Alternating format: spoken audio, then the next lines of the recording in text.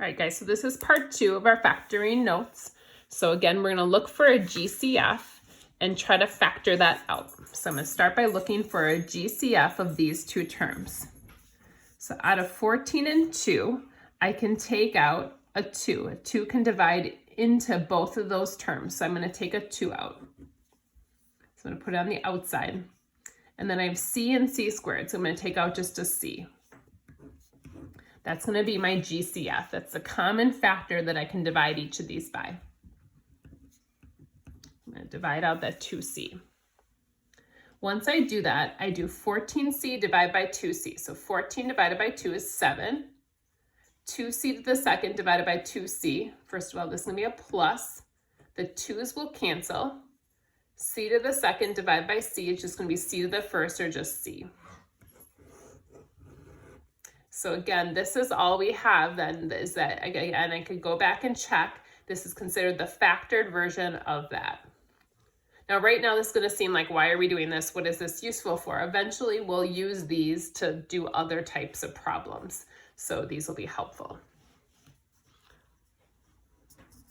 Now, this next one is definitely tougher. There's more than one variable, and the numbers are bigger, and there's 3 of them. So it kind of went from easy to pretty difficult here. So again, I have to look for the GCF of all 3 terms. So I have 12, 24, and 30. Now, I'm pretty good at finding factors. I'm a math teacher, so it's a little bit easier for me. So I'm looking for factors of 12, 24, and 30. So I'm trying to think of numbers. So 12 doesn't go into 30, so I can't do that. But 12 has 6 that goes into it. That's the next biggest number that goes into that, and that goes into both of these. So my 6 is my common factor. And again, if you're ever struggling how to figure this out, you can always multiply these or show like what multiplies to give you them and find the biggest number that goes into both. And again, I'm quick at doing these just because it's something I do all the time as part of my job. So there's our common factor of 6. That's the biggest number that goes into all of them. Now I have to look and see how many x's and y's I can pull up. So this one has an x, all of them have an x. So I'm going to take that out.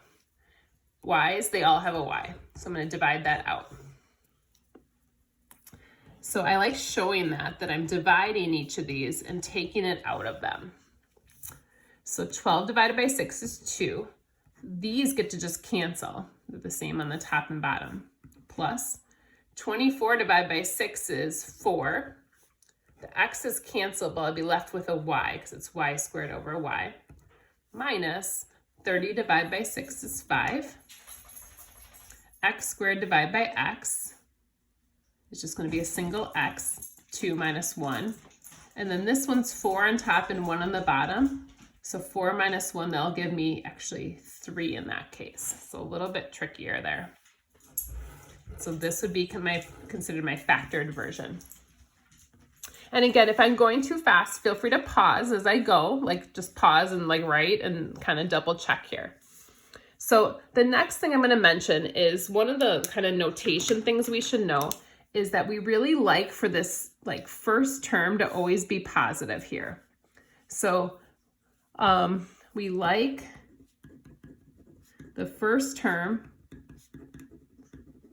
in the parentheses to be positive.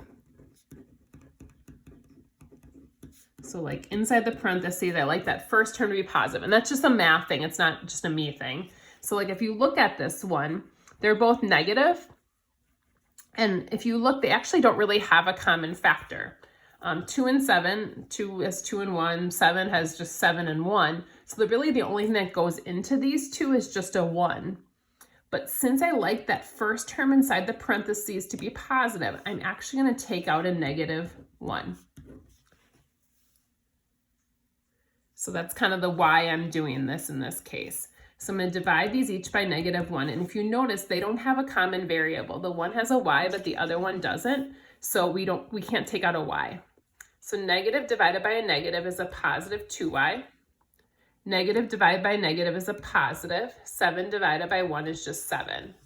So all we did here was just pulled out that negative 1 to make that, to basically just change those signs. And this is considered factored. It probably doesn't seem very useful right now, but it is factored. And again, I could distribute that back into check.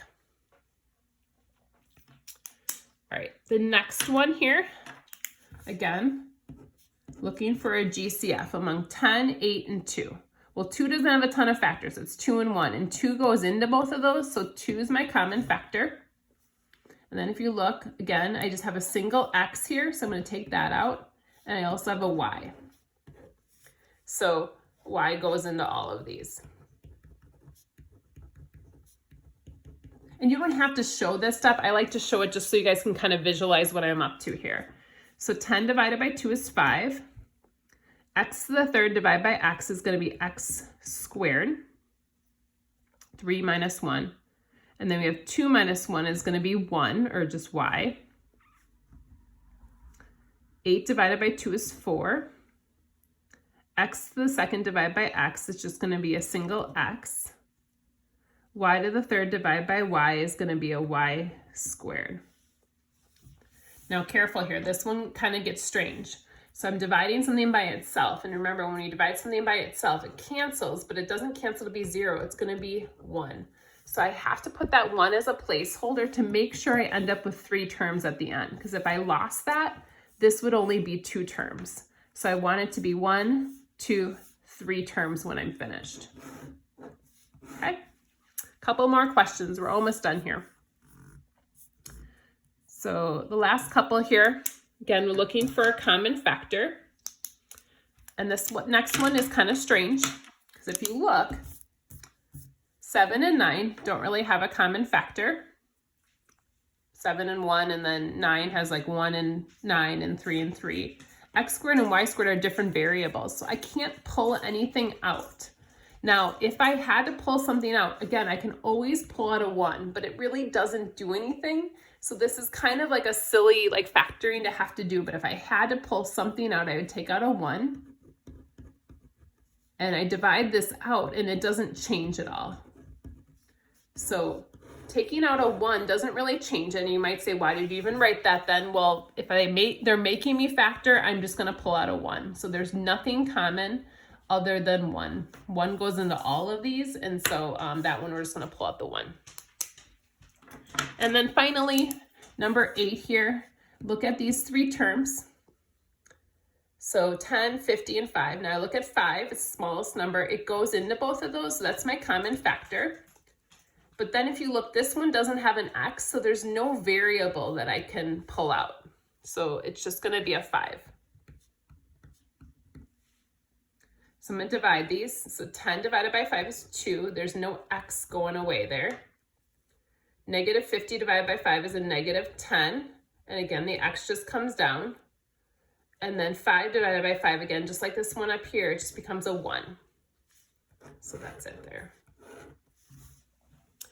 Let me know if you guys have any other questions. Otherwise, another thing you guys can do is if you're ever struggling with something like this, look at the title of the section. It's called Factoring by GCF. You could Google that or type in it into Khan Academy.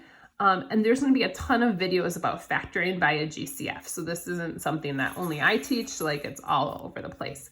So homework is listed here. I would like you guys to have this homework done for the next class. However, our next class isn't until after spring break.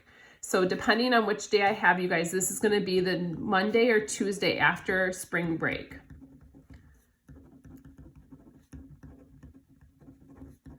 And I'll talk about how to post that. Essentially, I'm just probably going to have you take a photo of it and just upload it to me either on Schoology or email. So we'll kind of figure that out. But this won't be due until after spring break. So I hope this made sense. Feel free to shoot me an email if you have any questions. Again, you can always kind of check online and look for other like resources that are out there. Thanks, guys. I hope you guys are doing well and that you guys have a good spring break. Enjoy yourselves a little bit. Take care.